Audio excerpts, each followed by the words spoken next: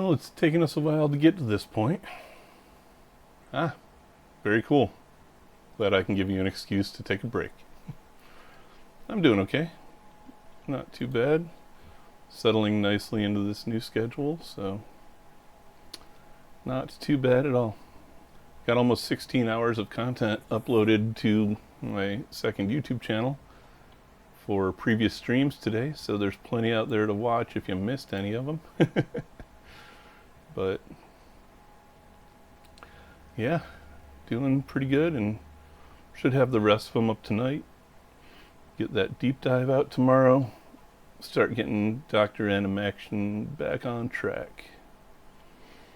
So yeah, I've been meaning to. It's just been a lot going on the past couple months.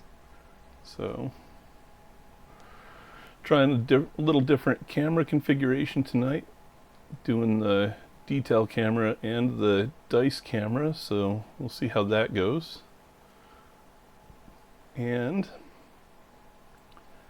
we're going to be taking a trip to Pandora to compete in Mr. Torgue's Arena of Badassery. So obviously the Borderlands movie just came out and it got universally panned. Didn't even make enough at the box office to probably cover Jamie Lee Curtis's paycheck. But it is what it is. I mean, I'm relatively sure that most people, like me, didn't really have high hopes as soon as they did the cast announcements. Some good actors in there, but not good Borderlands characters. So, plus, I mean, Tannis is in the games, sure, but she's not a Vault Hunter. I mean, they had Krieg, who's an expansion character from Borderlands 2, and they had Roland and Lilith from Borderlands 1, but no Mordecai, no Brick, none of the other Borderlands 2 characters. Just a lot of missed opportunities. So we're going to pretend like it never ever happened, and that Jack Black never tried to voice Claptrap. And we're going to move on with our Borderlands loving lives. So my Borderlands love is worn on my sleeve. So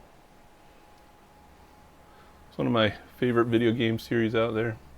I kind of love the twisted sense of humor, and I mean, that intro to Borderlands 1, how can you not love it since the very first note of Ain't No Rest for the Wicked? Just great game. Mr. Torgue's Arena of Badassery has several of our favorite Vault Hunters as playable characters in it. Fortunately, one of them is my personal favorite Vault Hunter with Mordecai, so he is very playable in this game. And even in solo mode, you have to play a team of all 4 Vault Hunters. So that should be pretty fun. We've got a mix of Vault Hunters from Borderlands 1, 2, and 3 in here. So let's crack it open and see what's in the box. Alright, well, this box obviously includes an instruction manual that I'm still in the process of continuing to read, because there's some additional stuff to get to that, look at this thing, it's not trivial. So, in fact, this particular one goes up to 35 pages. The back of it's mostly kind of filler material and between game material, because this is another one of those games that you can play in a full campaign with one mission leading into the other. And this one even has instructions for between campaign missions to stock up and recover and improve your characters, so you're not just going through and playing the same people from game 1 to game 2 to game 3. No app for this one, so we don't have to deal with any of the digital stuff. Instead, because this is notionally set in an arena, the cards that control enemy actions are announcement cards. So Mr. Torgue's narration is going to be what determines our enemy actions and enemy movement in this game. So, similar to Masters of the Universe, we also have a book of scenarios that is packed full of different scenarios to play in the game itself. In fact, this one has 29 pages of scenarios that can be played through in various configurations. We're going to do the first scenario tonight and see how that goes. Hopefully well. So, in addition to those, we have a claptrap loot bag to help randomize loot drops in the game. We have a bunch of terrain and some special enemy location hexes. We have a whole bunch of enemy miniatures, mostly various types of bandits, some mercenaries. We got some skags up there. Then we've got our assorted decks of cards, our dice, our vault hunters, and some of our boss character miniatures that we're going to be using. So, a lot of moving parts to this game, but a lot of fun to be had nonetheless. So the game is listed as, nope, not on there. Must be on the side of the box. I hate when they don't prominently display the number of players and the playtime on the box. It's become so standardized at this point that I would expect every box would display it. But this one, oh, it's in very tiny print, ages 14 and up, 1 to 4 players, 60 to 90 minutes. And it's brought to us by Monster Fight Club, which is a game company that we haven't played anything from yet. In fact, I don't really know offhand of any other games they make, so that is potentially going to be interesting. So, we have 4 different vault dwellers, or not vault dwellers, that's Fallout, vault hunters that are going to comprise our team in this game. So let's do an introduction of each of them real quick. Sorry it's not the cool freeze frame introductions they get in the video game, but it's going to be Amaya, who is our siren for this particular version of the game. So she's the Borderlands 2 siren character. We have the aforementioned Mordecai, who is our sniper, and like I said, my personal favorite vault hunter. And fortunately, this is pre-Borderlands 2, where tragedy struck, but that means Mordecai also has Bloodwing in this version of the game. So his partner to help him through. We have Salvador, who is another Borderlands 2 character, the Gunzerker. Dual wielding heavy machine guns. And last but not least, we have a Borderlands 3 character with Mose, the soldier. And much like Mordecai has Bloodwing, Mose has her awesome freaking mech. So, and that's a heavy miniature. That's got some heft to it. So much like the video games, they're going to be having their special skills to be used throughout. Each one also gets to choose a skill tree to level up as they progress in the game. Die rolls in this are going to be done using dice associated to the color of their various skills. We've got black die for obstacle die, and then a couple of D4 for some other campaign-specific scenarios. We've got a deck for both Dr. Zed's vending machines. So between missions in a campaign, you get to stop by Dr. Zed's and Marcus's Guns vending machines to purchase new shields and guns and health items and grenade mods and whatever.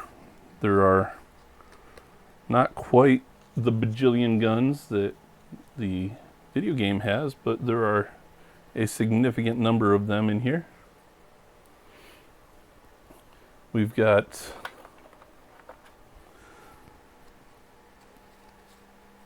those are even more vending machines, because we've got the ammo dump, which is where you get your ammo SKLs and ammo mods. And you've got Mr. Torque's special cards. Those are going to be arena rewards for special circumstances and meeting special conditions during the game. So these are the rarest of the rare opportunities for loot and abilities in the game. Then we've got plenty more weapons to be had. So these are weapons cards that are going to be used in loot drops as we play through. And like I said, it's not the bajillion guns that the video game has, but it's still a hefty amount of guns. So still plenty of diversity there in the gun selection. Then besides that, we've got our announcement deck, which, like I said, is going to control our enemy movements and enemy actions. So Mr. Torgue, even though he's the CEO of a major weapons manufacturer, is still our announcer for this, because, well, that's what he likes to do with his free time. And we've got our Vault Hunter cards with both Bloodwing and Moses Iron Bear getting their own cards. And then we've got several skill tree cards. So each character, just like in the video game, has 3 available skill trees, and you pick one at the start of the game to commit to, and that's going to be your upgrade as you go. So, and then we've got our deck of enemy cards. So there are a large number of enemy types that we can encounter in the arena throughout this game.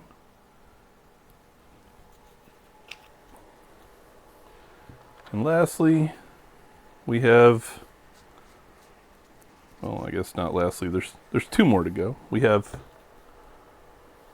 mission cards. So these are various quests, missions, goals that we're going to need to achieve as we go. So that's a decently hefty sized deck of those as well for a lot of replayability. We've got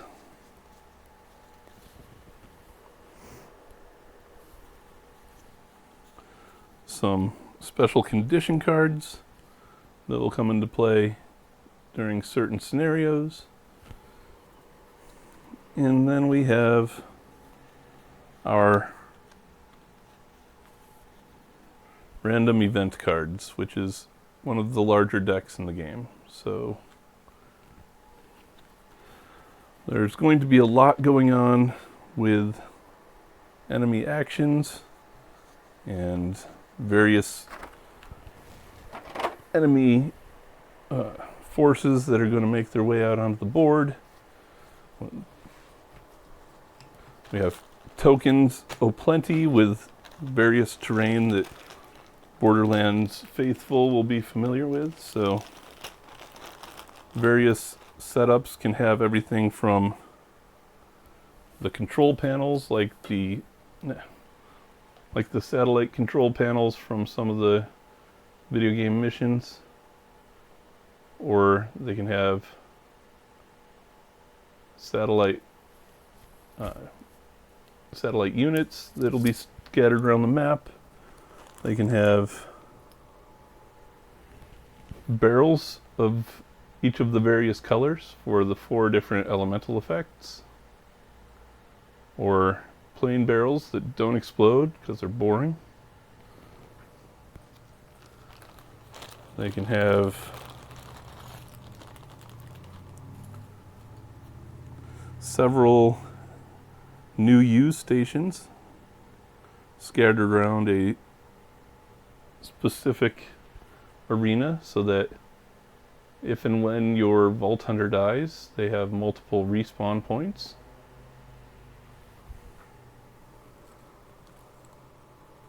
They have various tires, plungers,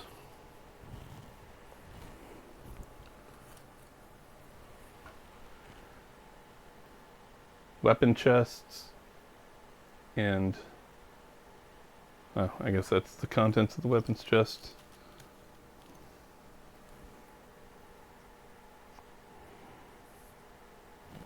More computers. There's just so many things. Oh, outhouses. So everything that you can interact with in the Borderlands game, for the most part, they have terrain pieces representing those that will go at various different positions in various different campaign setups. So we will deal with those when we get to the campaign, the scenario setup. We've got tokens for all of the various status effects, so burning, frozen, radiation, and electricity. We've got money that mostly is used between rounds and playthroughs. We have our action markers. That's how we know how many actions each of our vault dwellers get. And then we have armor and shield indicators, so we know how powerful our vault dwellers' shields are. And those are essentially all of the components for the game. So lots of stuff to know what to do and lots of setup, but if you've played the video game, you have a good basis of understanding for what each of the parts and pieces is here to represent. So not exactly starting from scratch if you have any prior experience with the video game. So that's an introduction to the components. And now we are going to go ahead and take a look at the first scenario in the book. So like I said, you've got a ton of different scenarios. You can play through them in a continuous type playthrough using them as a campaign, or you can play them as standalone. We are going to play standalone using Scenario 1, Explosive Extravaganza. So this scenario says, welcome to Mr. Torgue's Arena of Badassery. In the following matchups, you'll face some of the most brutal and bloodthirsty things Pandora has to offer for fun, profit, and to show off Mr. Torgue's high-quality and well-priced arsenal. Each round, you will get more gear provided by our generous sponsors and face harder challenges for the amusement of the crowd and, of course, Mr. Torgue. Let's start our first matchup with a bang. Get those explosives to the enemy hideouts and make some noise for the crowd.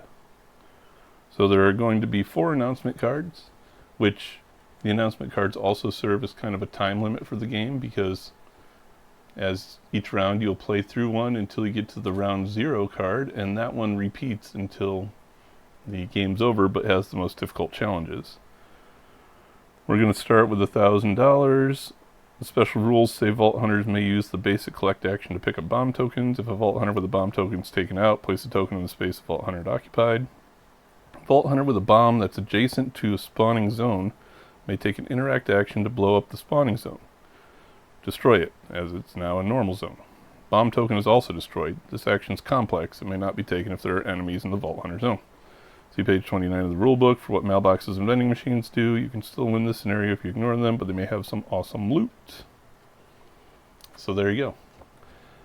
There's going to be a fairly decently large play area that's going to contain a couple of new use stations, 4 of Tiny Tina's bombs, 2 med vending machines, an ammo vending machine, and a mailbox. And our enemies are going to consist of 6 regular psychos, 4 marauders, and 1 badass psycho. So, pretty much your level 1 starting area enemies from the game, except for the badass. Those things are a little stronger.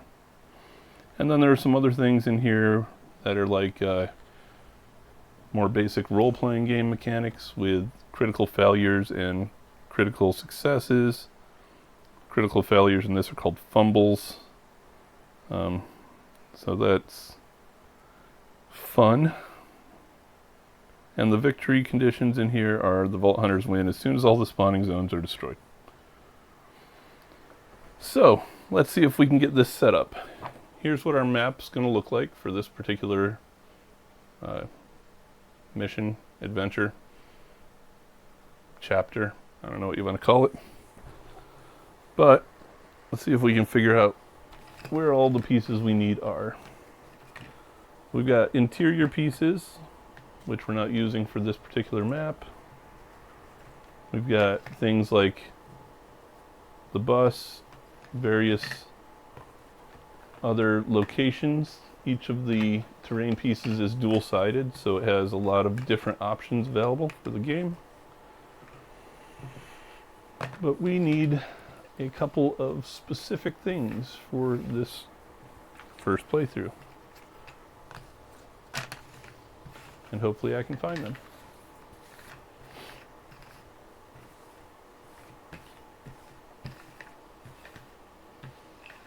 But yeah, I can't even find the first piece it shows. It shows a 1x3 that's not here. Literally does not exist. Well, that's not good to start.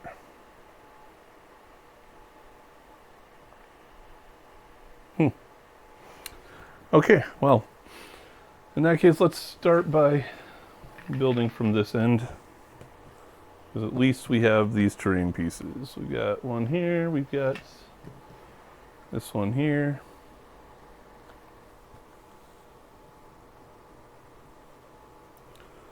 We've got a green one of these.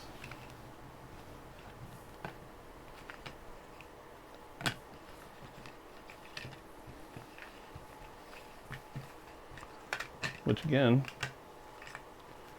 is missing. So, interestingly enough, when I first opened this game, and I always tend to do an inventory of all of the game pieces when I get a new game, because I have in the past opened some and found that it was missing some things. Borderlands, the game, actually had some differences out of the box in components. So it's entirely possible that the components that they're showing here for this particular campaign don't exist, which is odd. Something I probably should have checked before we got started, but didn't even think of it. So I'm going to go back here and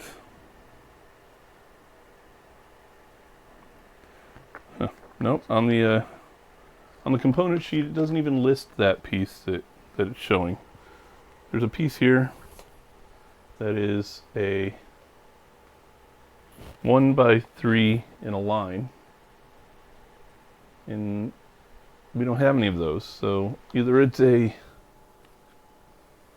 one of these 4 hex pieces with a spawn point sitting on top of it, or I don't know what it is. So I guess for our purposes we will treat it like a 4 hex piece with something sitting on top of it, because I don't know what to do otherwise. So house rule, 4 piece. Yeah, let's just do that. Alright, let's keep going building this out so I'm not spending all evening babbling about whether or not the game has all of the components it's supposed to.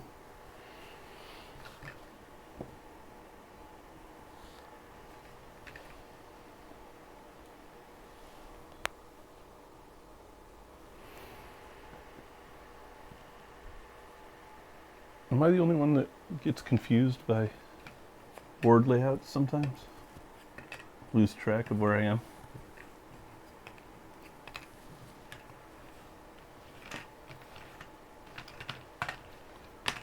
Sometimes it's hard to think in that dimensionality. There are spawn points. There's a single space with a runner on it that I don't seem to see anywhere. So, confusion all around.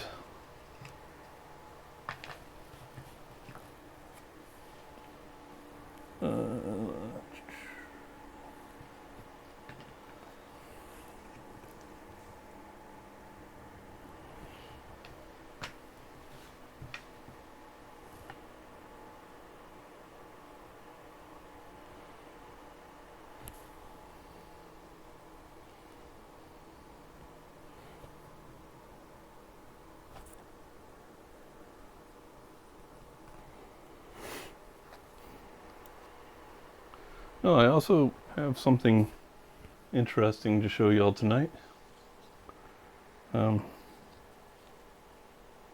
Yeah, no, that's very true, Slinky. I mean, I had all that trouble with the Masters of the Universe board too, because the instructions weren't very clear on that one and showed more than what the board actually had contents for. So sometimes I think that game designers just out to get you.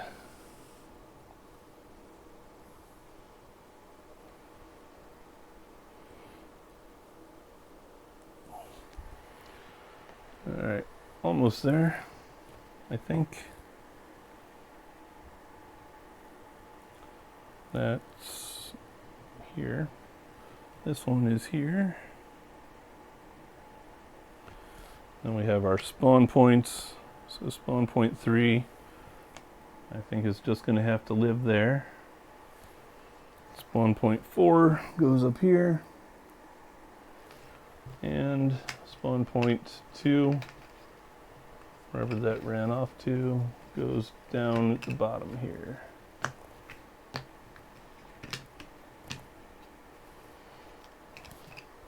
Oh, they were buried. Spawn point 1 down here. Okay, so I think we've got our map set up now, so that's the first hurdle out of the way.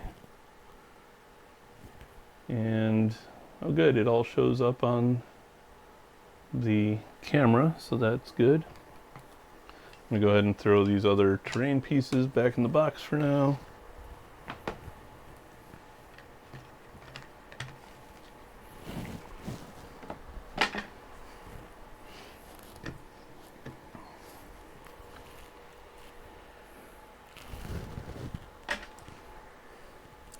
Oh, I wanted to show something off tonight too, because you remember I got that the Captain's game, Starship Captains, because I wanted something Star Trek-y, but there weren't really a lot of solo mode Star Trek games out there. Well, I went into my local game store today and found this on their consignment shelf, which is in fact a solo Star Trek game based on the HeroClix system. So we got a new one that we're going to be playing sometime here in the next, I don't know, several weeks, which ought to be pretty fun. Alright, so that was just something I wanted to make sure to mention. I'm going to move this over so that I can keep the cards in the play area more in front of me.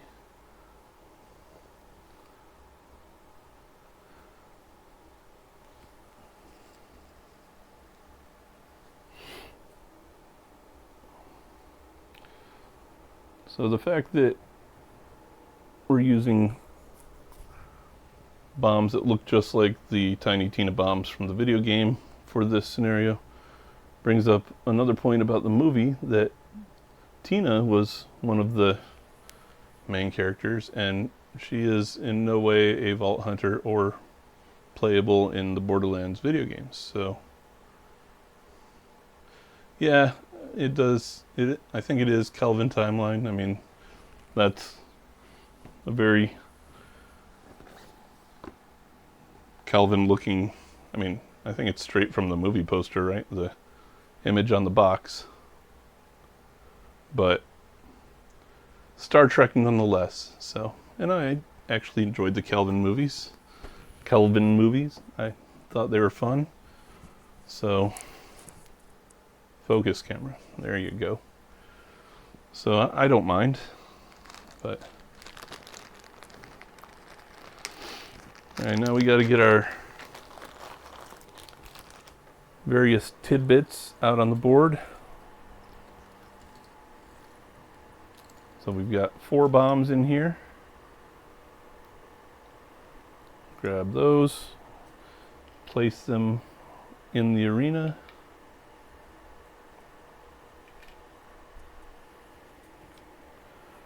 We have a meds vending machine. We have a guns vending machine.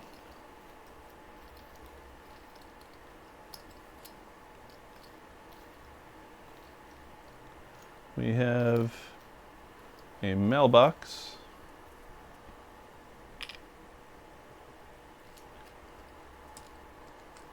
And we have 2 new use stations. Where's the guns machine go? There it is. The new use stations being the only pieces, some assembly required. They've got a cross piece on the bottom so they can be standing up. Not very well, but they do it. Let's leave those off. New use stations are just going to lay down there. And then one here. Alright, so there's our new use stations, and next we're going to stage our initial bad guys around the board. No more pieces of miscellaneous stuff required, so All these can go back in the box for now. Right? Yeah, so, okay. Those go back in the box, and then we'll get our bad guy miniatures.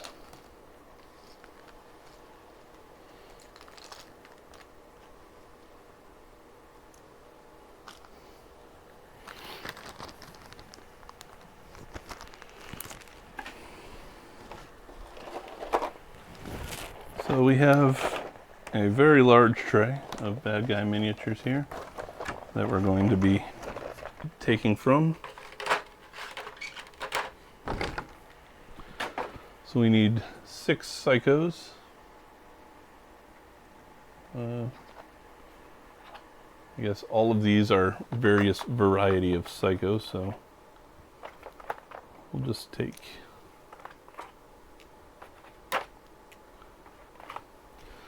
those. We need 4 marauders, which I believe are, no idea. Let's refer back to, they're hard to tell what's what without paint, so I really should get some of them painted at some point. The marauders are going to be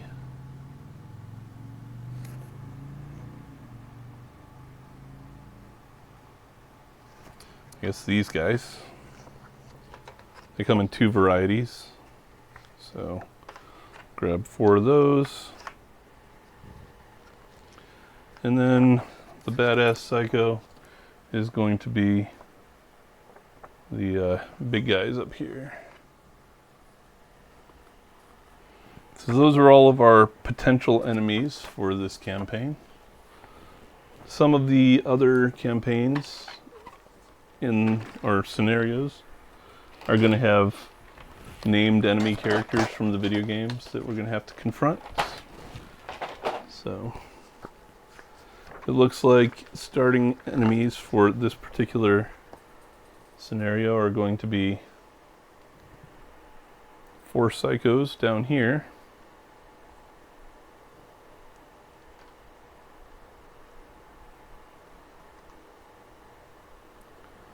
And 2 psychos up here.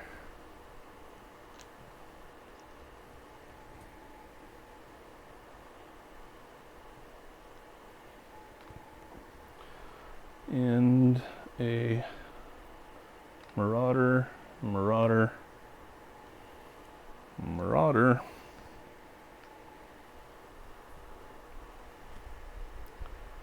And that looks like everything for our initial setup. Okay.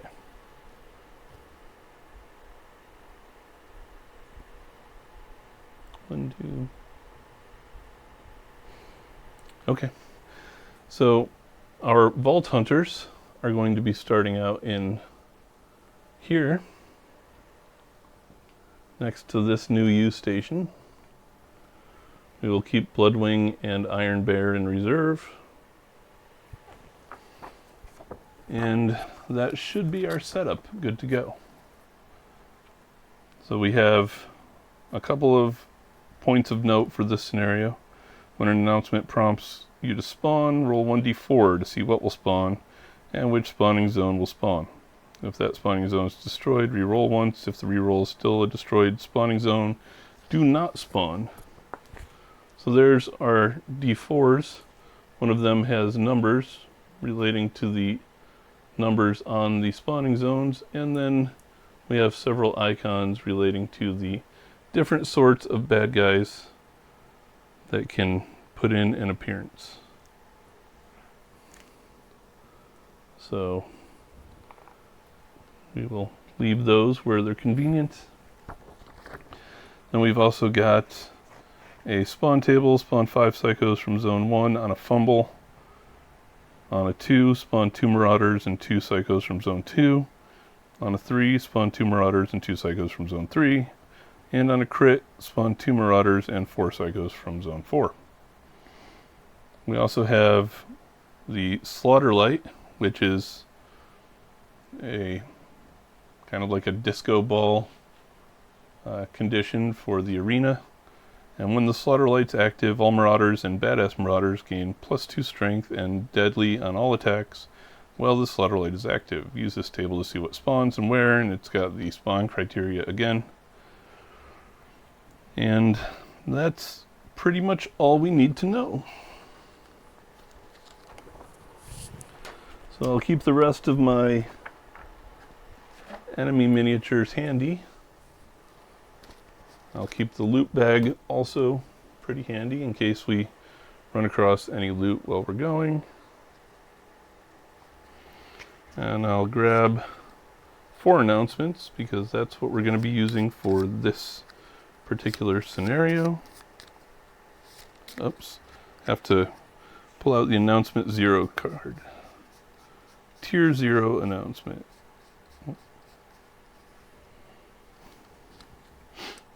Which is the one that's going to give us the most trouble if we take too long to clear this particular scenario.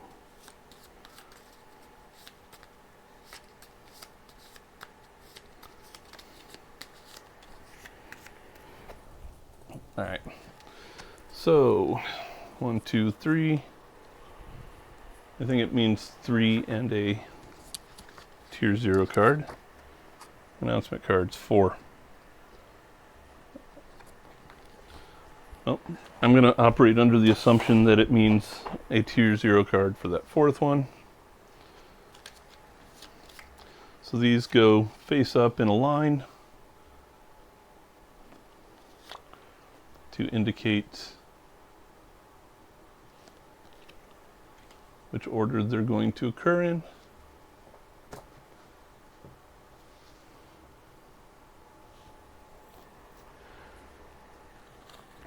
Now we don't need really any of the boss cards because none of those are involved in this particular scenario, but I'll find the cards for the badass psycho,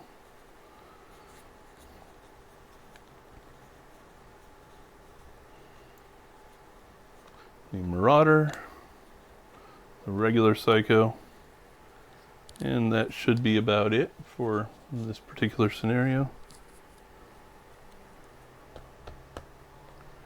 These are all double-sided and they have a list of their various abilities and their attack and resistance.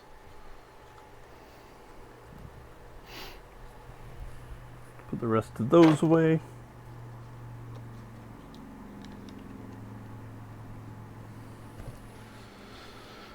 Alright, so there's not a ton of loot on this particular scenario, so most of these other cards can be put off to the side for now. We start basic and work our way up, but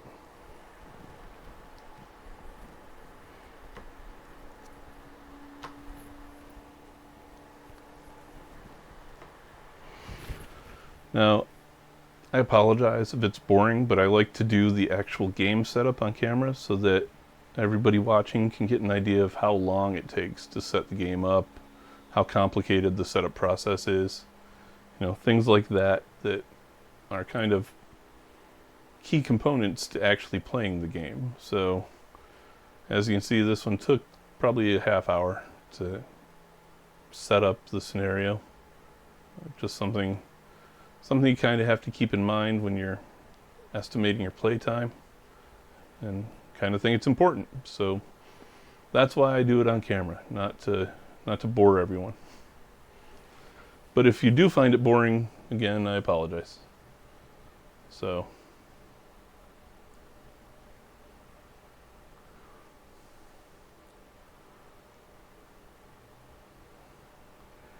I'm going to put the enemy cards here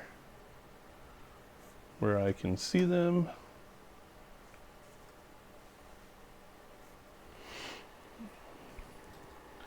Alright, so here are our Vault Hunter cards.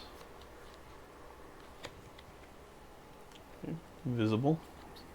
So that's good. And then we'll take our action tokens and assign them out to the Vault Hunters as appropriate. So these symbols down the upper left corner are going to be their actions. So Salvador here has 1 green and 2 yellow actions. Then on the right there, that's their stats. They have 6 different categories they can have stats in. So Salvador has stats in guns, unarmed combat, and medical.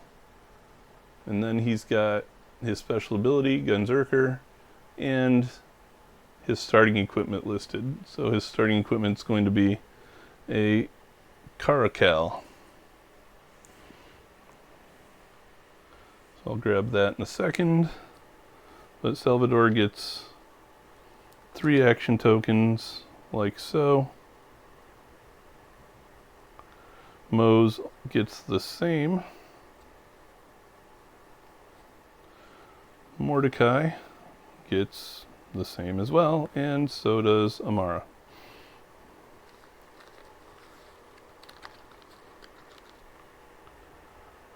So the colors indicate the kind of the level of the ability. So green is the highest level and red is the lowest level. But it's not like they're necessarily assigned to specific things. In this game, you get to choose which color you want to use for pretty much all of your actions. So which die do you want to be able to roll for any given action, which is kind of a cool mechanic because I've never seen one that just lets you choose like that before. But alright, and now I'm going to go over to my big deck of guns to find their starting equipment. So Amara has a bang stick. Mordecai has a quick shot and a muck-a-muck.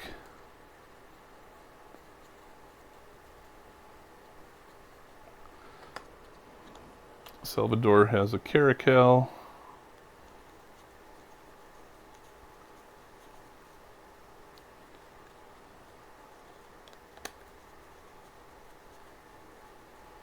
And Mose also has a quick shot.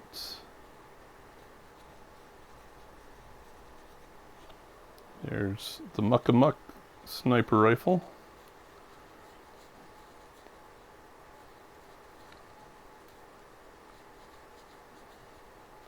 And I didn't see a quick shot.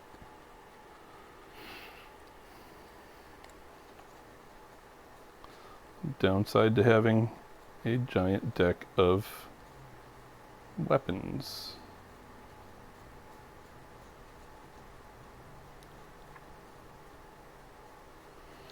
Yeah. Quick shots are nowhere to be found.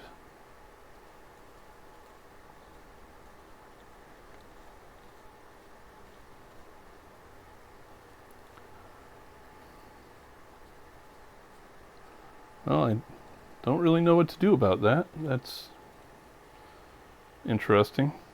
Wonder if that's another one of those components that for some reason didn't make it into the inclusion or into the game box like it was supposed to, but that's kind of weird. So let me check one other stack of cards and see if maybe it's in there. Oh, there we go. Yeah. Okay, found them. They were in another stack of gun cards because that first stack just was not enough. Alright, so there's Amara. There's her 3 actions. There's her starting weapon, which is a shotgun. Mordecai with his 3 actions and 2 starting weapons, which are a sniper rifle and a pistol. Mose with her 3 actions and her starting weapon, which is also a pistol. And Salvador with his 3 weapons, or actions, and his starting weapon, which is an assault rifle.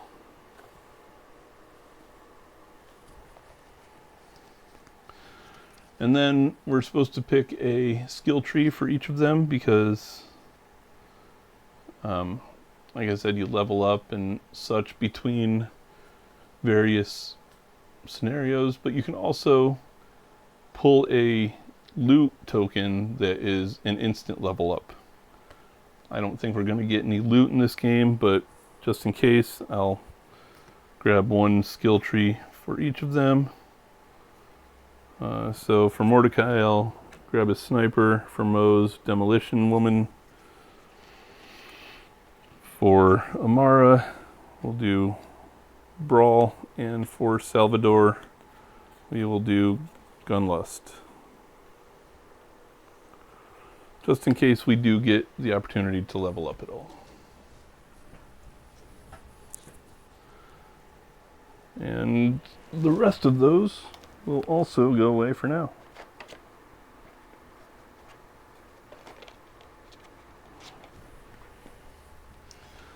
Alright, so like I said, there are 6 different types of skills that each of our characters can utilize, and all of them have 3 of those skills. I showed you Salvador's earlier, but the other 3 skills that are available are willpower, ranged, we already saw range, reflexes, and tech. So Mose has the tech skill and the reflexes skill and the firearms skill. Mordecai has firearms, medical, and reflexes, and Amara has willpower, melee, and technical. So depending on what action you're trying to do, each one will require a different skill check of one of those 6 skills. And that is everything we need to set up. So Vault Hunters are going to go first, and you get as many actions as you have action tokens. You can take them in whatever order you want. Some actions are free, so there are collect actions that are free actions, so you can pick up any loot on the ground when you enter a zone. For a free action, you don't have to spend one of your action tokens. Some actions that don't require a roll are just going to be based on which color action you spend for it. Like if you use an action to move, then if you spend a green, you move 1 space. If you spend a yellow, you move 2 spaces. If you spend a red, you get 3 spaces. Things like that. The colors also denote range of different weapons and actions. Red being a range of 1, yellow 2, and green 3. I think I had that backward on the move. Red, you move 1. Yellow, you move 2. Green, you move 3. Green are better, so they're more valuable, which makes a lot of sense. So for each of our different action tokens, we can move, we can melee, we can swap guns, so essentially pressing our triangle button, or I guess Y if you're playing on an Xbox. We can interact, so anything that requires an interaction, like the mailboxes, we can do that. And we can do a handoff. So that's if we want to give loot to other Vault Hunters.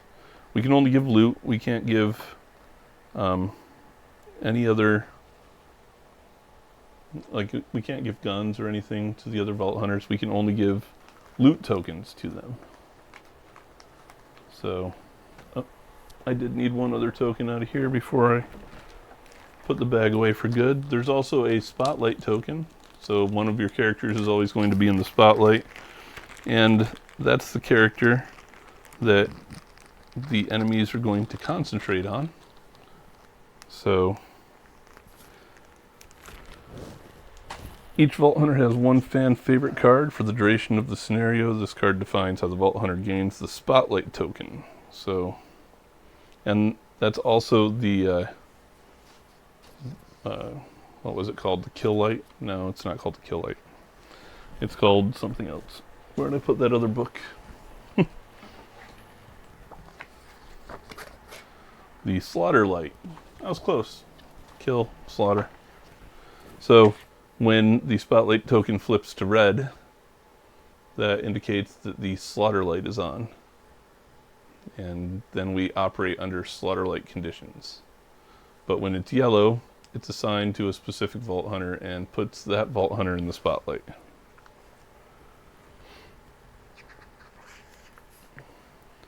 So most of the other rules for this particular playthrough, we actually aren't going to use. They get more advanced as we go, and they add more rules to the game. But being that we're just on scenario 1, fortunately it's pretty streamlined for us.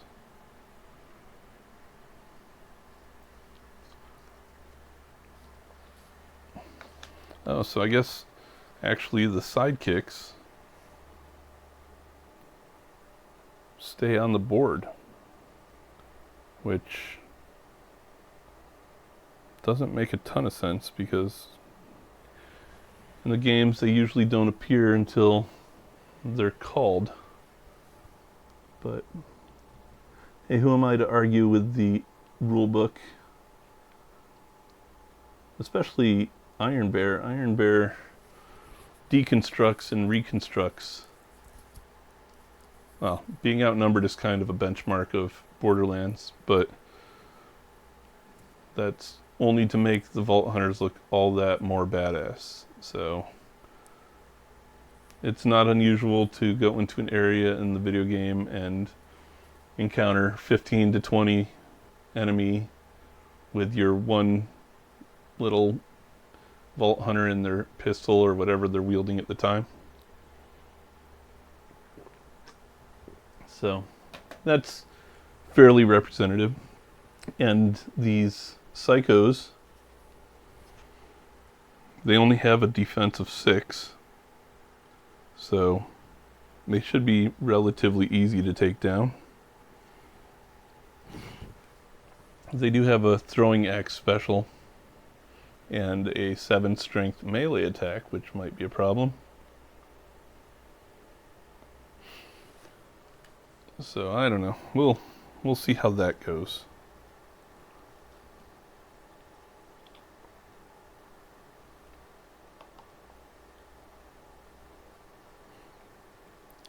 So I guess we get to put Bloodwing and Iron Bear into our active lineup and use their abilities when necessary. Oh, no, just Bloodwing. Iron Bear is a summonable thing with its very own skills. Oh, part 3 is okay, but you need to get Borderlands 2, Slinky. That's probably the best one. But yeah, no, you just need to get them all. You need to play Borderlands 1 so you can get to know the characters from it first, because they are very essential in Borderlands 2. And Borderlands 3 is fairly removed from the first 2 games. There are some throwback mentions to things in the first 2 games, and they do pop up, but they're kind of trivial from that game's perspective. And the pre-sequel is also, the characters pop up in the other Borderlands, but not enough that you need to absolutely run out and play the pre-sequel. But I'm not enabling. They're easy to get pretty cheap on Steam, a lot. So especially if you wait for the winter sale, I bet you can pick up the entire Borderlands series for like $10. They're not painful to purchase at all. But yeah, they're so much fun to play. It's so over the top. They've got a really kind of a cheesy sense of humor. It's like slapstick Mad Max. And you're just running around an entire planet inhabited by sociopaths. And it's just kind of inane, but in the best way possible. I love it. So, like I said, play the first one. My character of choice is Mordecai, but you always have 4 characters available, and you can choose whichever one you like the best.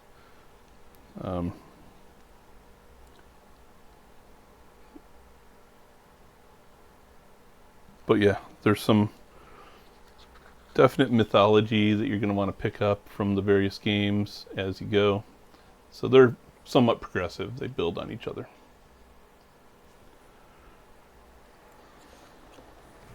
Anyway, let's go ahead and jump in and see how this goes.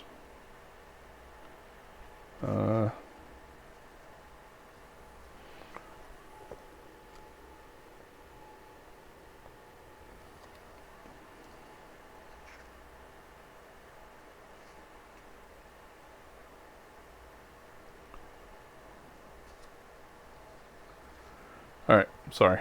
I got caught up looking at something in here.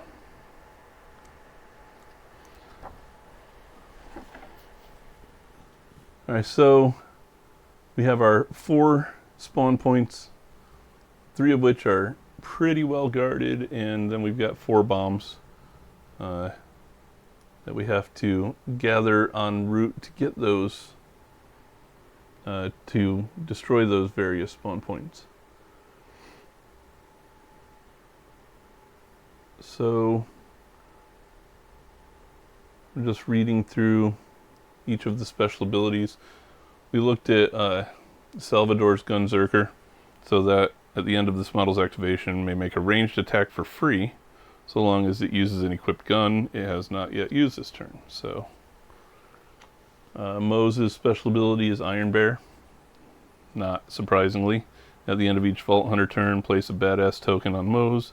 At the start of her activation, Mose may discard 3 badass tokens to replace her card and model with Iron Bear.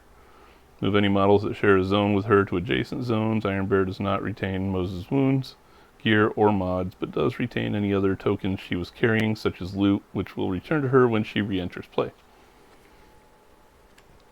Mordecai has Sick'em, which allows Bloodwing to take 1 green action for free.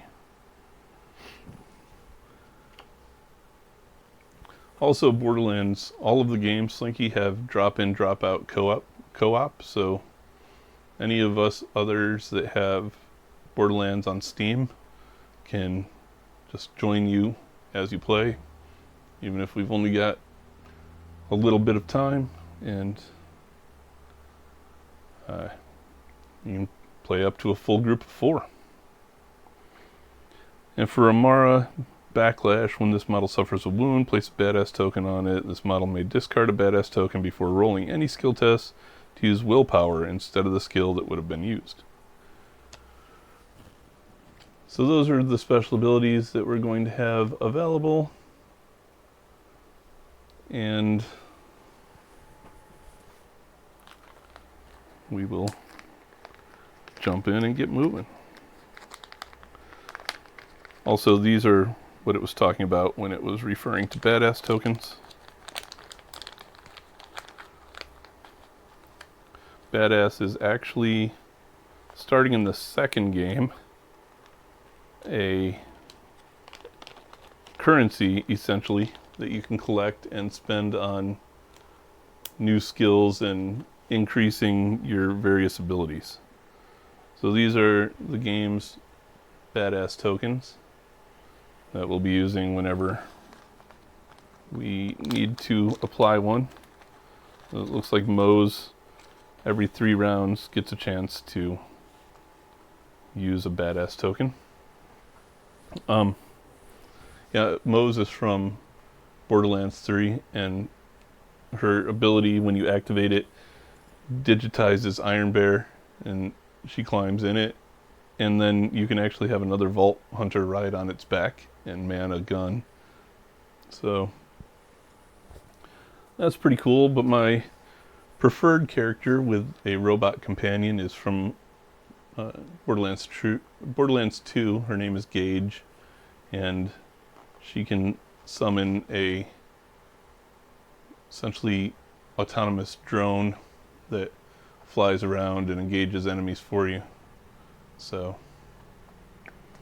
that one's fun. And Mordecai, Bloodwing, is essentially a one-shot kill. You can summon Bloodwing and he'll come down and hit whatever enemy you point at and generally take him out in a single shot. So the fact that that's an awesome skill, and Mordecai uses, sniper rifle, make him my preferred character. Alright, so anyway, let's go ahead and get moving with our, well, not our first announcement. Vault Hunters go first, so I don't know why I was doing that. Alright, so each gun's going to have a range on it.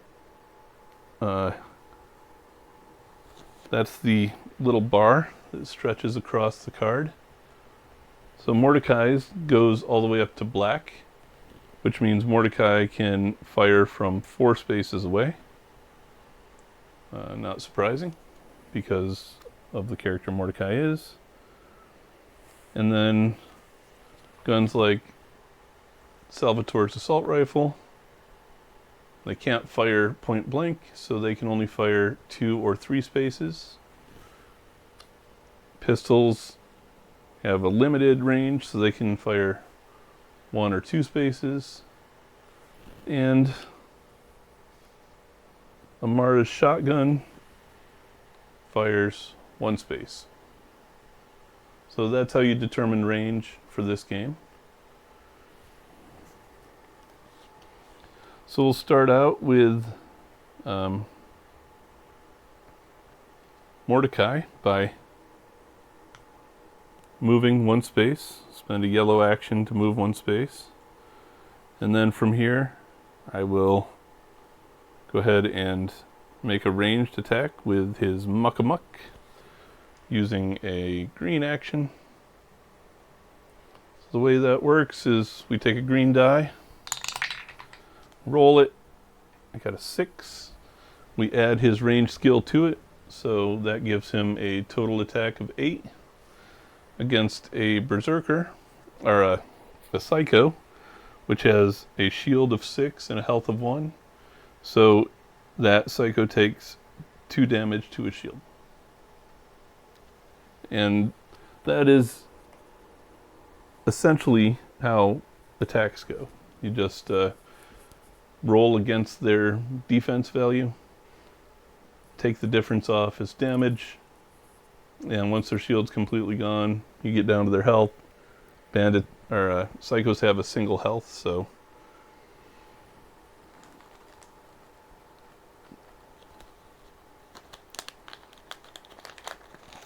here are our damage markers that we can use to indicate what their shield level is. So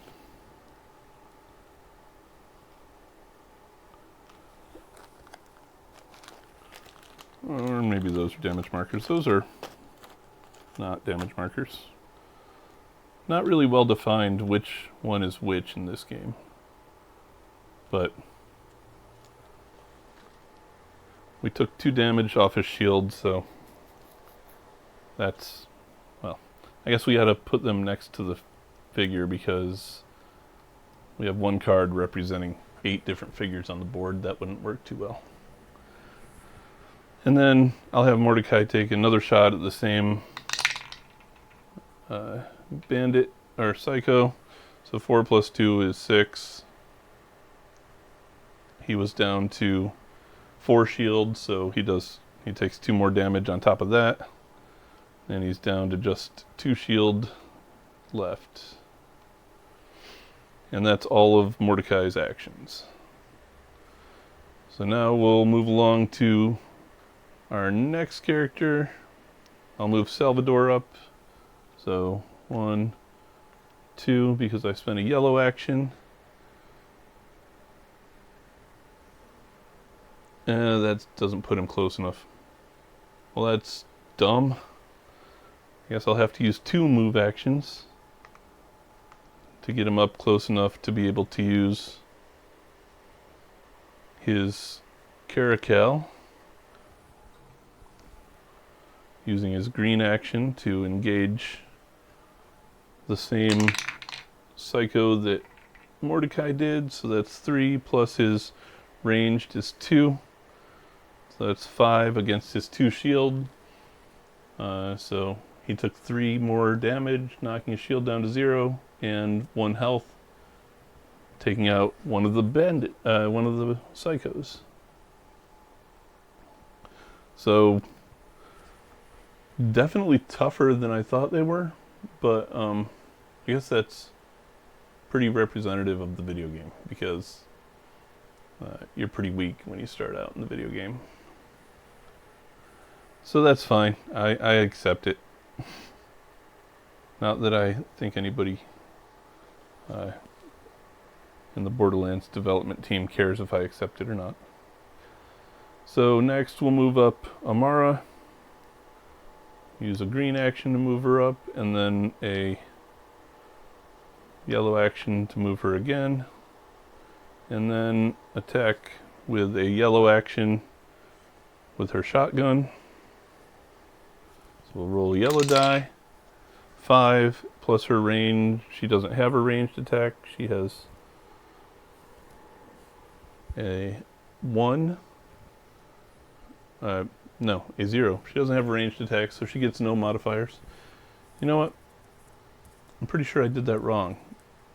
It's not how much over their shield, it's like whatever you roll takes that off of their shield. So I should have beaten that first one much more quickly, but oh well. Either way, we did 5 damage with Amara to the next psycho. And then finally we have Mose. So Mose will go 1, 2,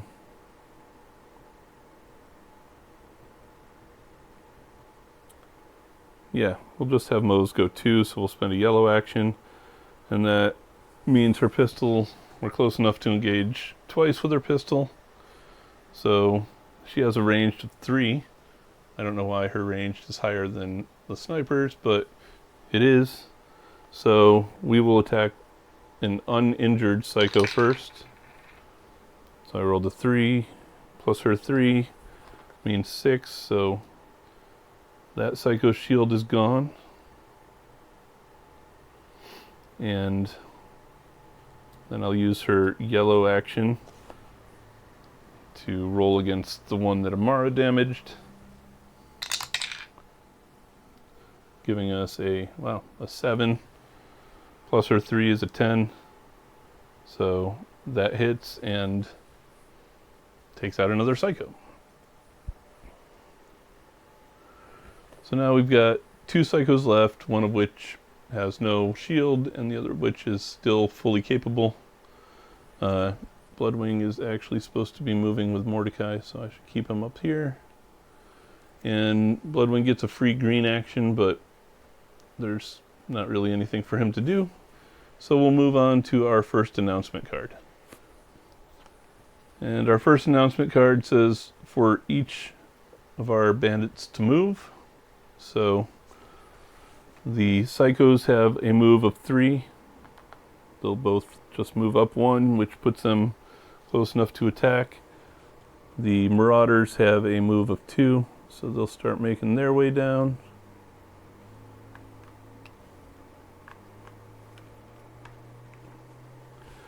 And then we have a second move action, so everybody gets to move again. So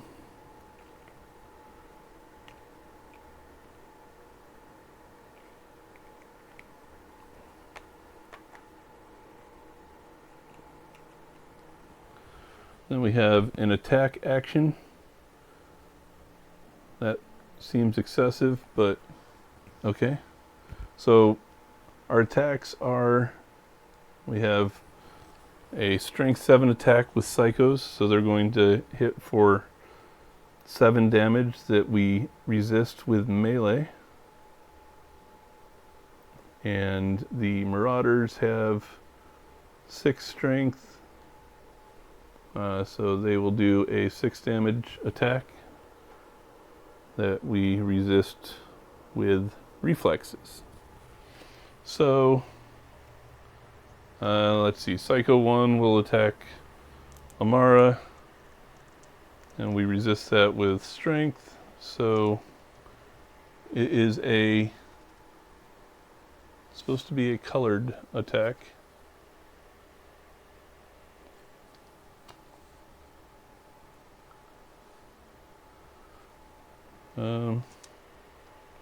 I'm not sure which color attack he's doing,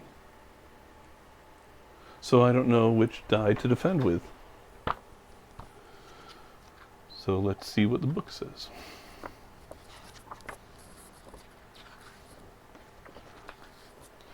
Alright, so enemy attacks.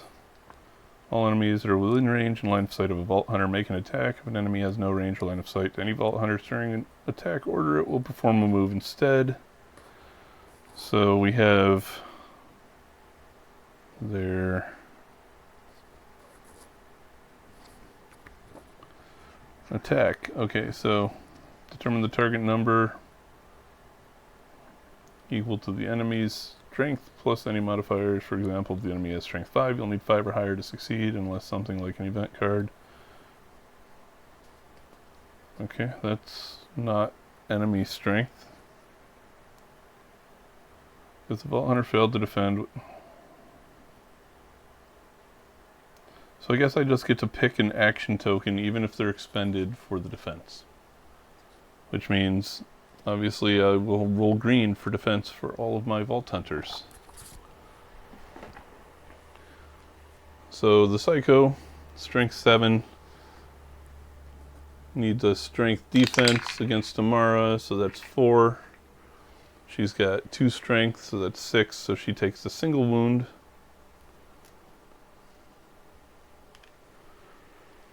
And the next Psycho will attack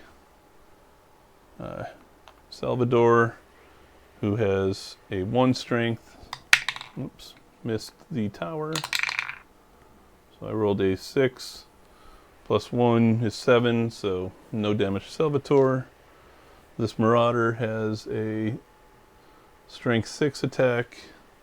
We'll have him attack against, let's say,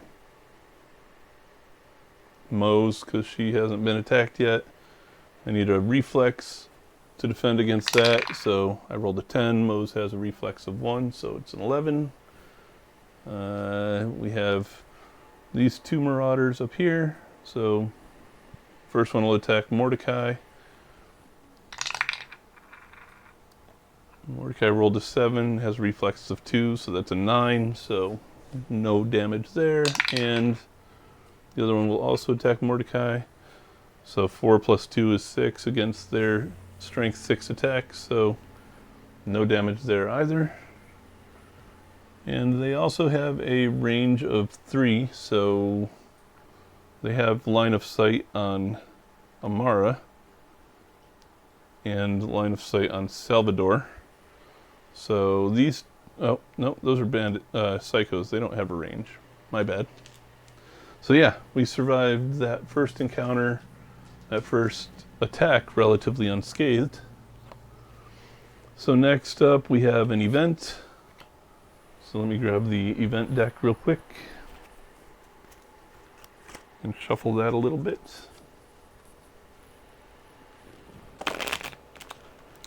Nope. I should only shuffle the event cards, not the other cards that are stacked in here with them.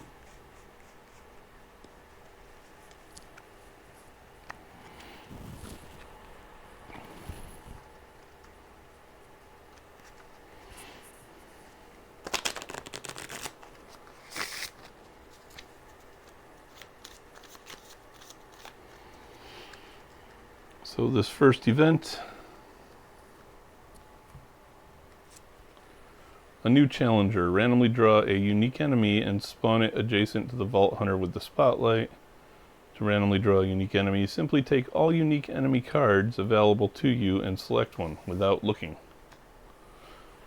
So the question is, does that apply during this scenario because none of those enemies are present in this scenario?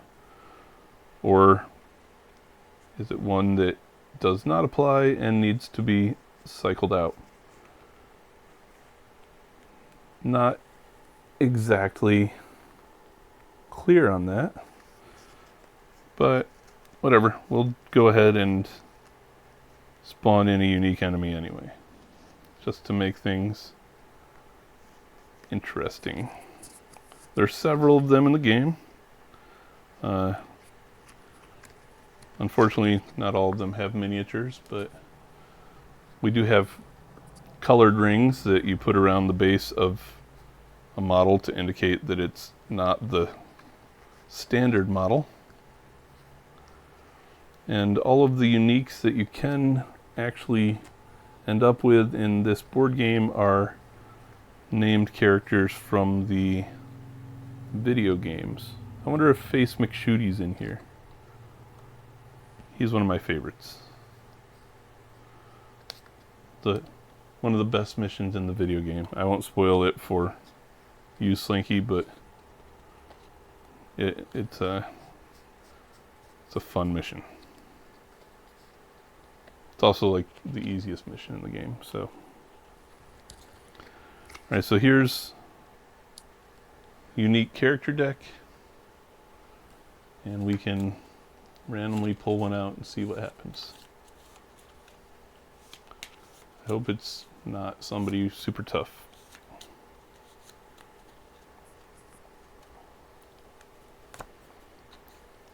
Game Critic. Okay. So a unique Marauder. That's not too bad. I don't think he's too much stronger than a regular Marauder. He has a range of 3 with a strength of 8, so he's a little stronger. And he's got a special ability called Review.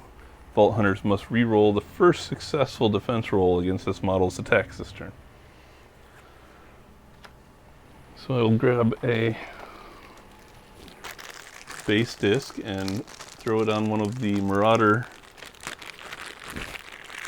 figures to indicate that he is the game reviewer.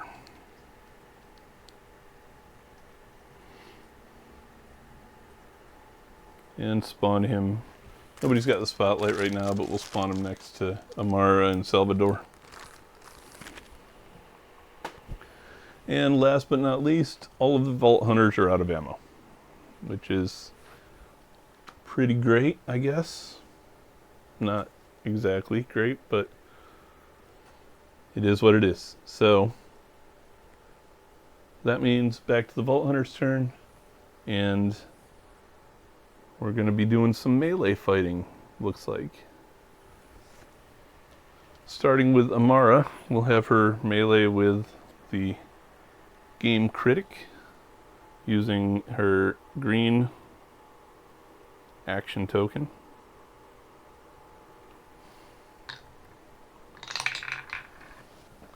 Rolled a 5, plus she's got +2 for melee, and the Game Critic has 8 shields, so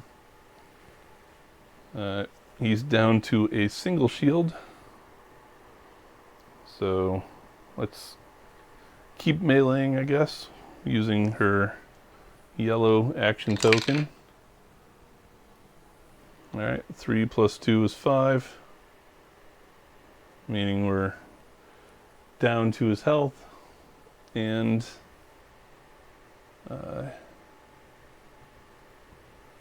yeah, we'll do one more attack with Amaya, and that's a 6, so theoretically, oh, I'm supposed to re-roll the first a successful defense.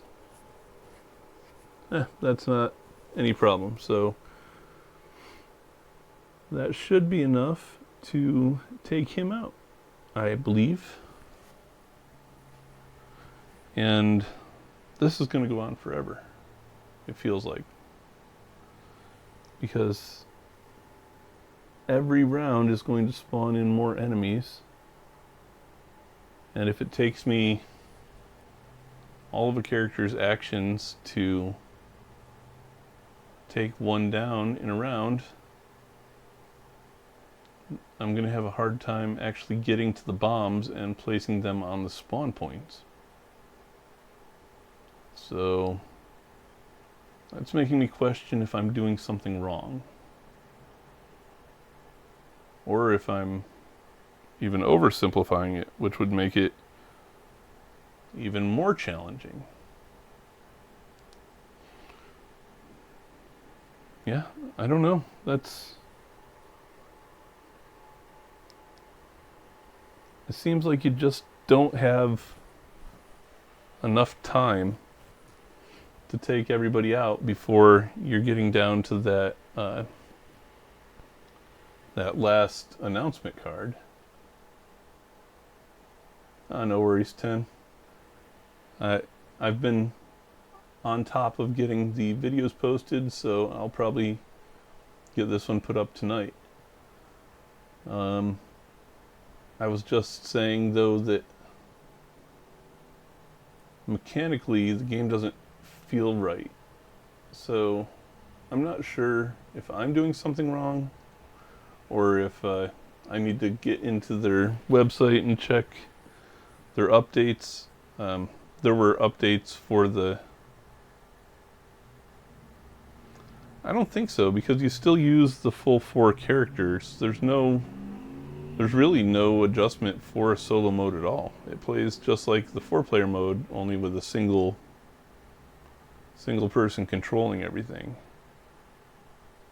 But this game already had rule updates and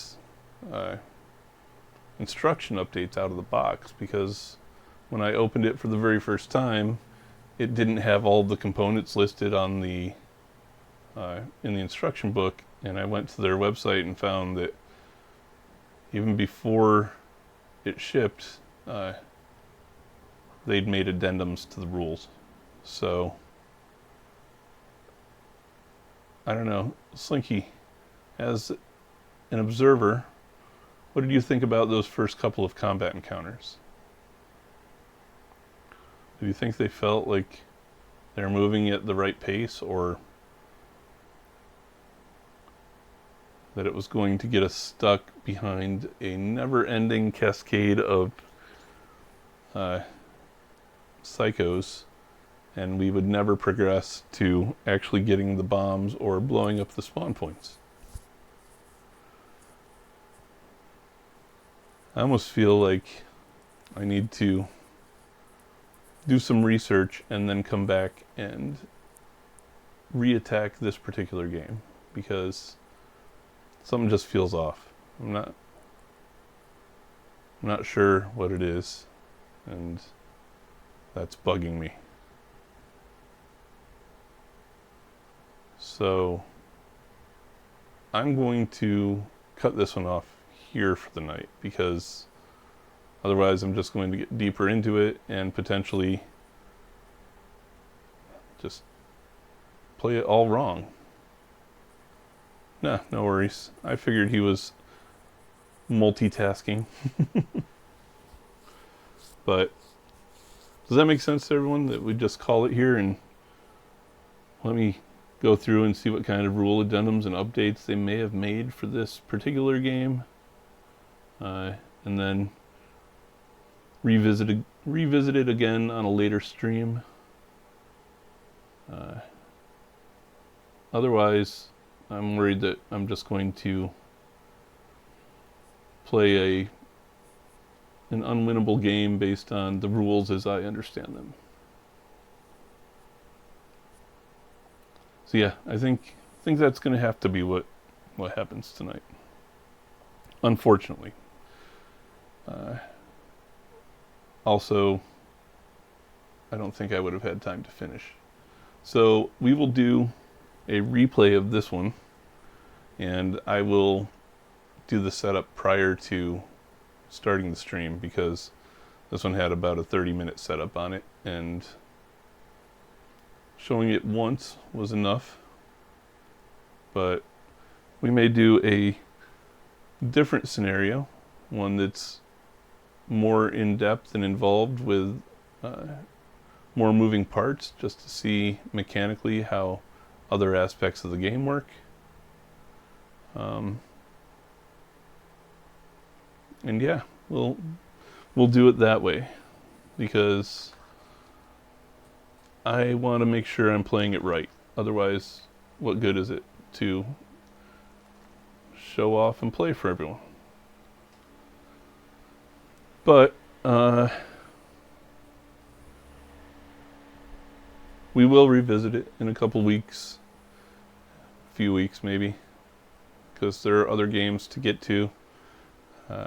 Next Sunday, let's try something Star Wars. We haven't done anything Star Warsy yet. And for Tuesday, what kind of goodies do I have under here?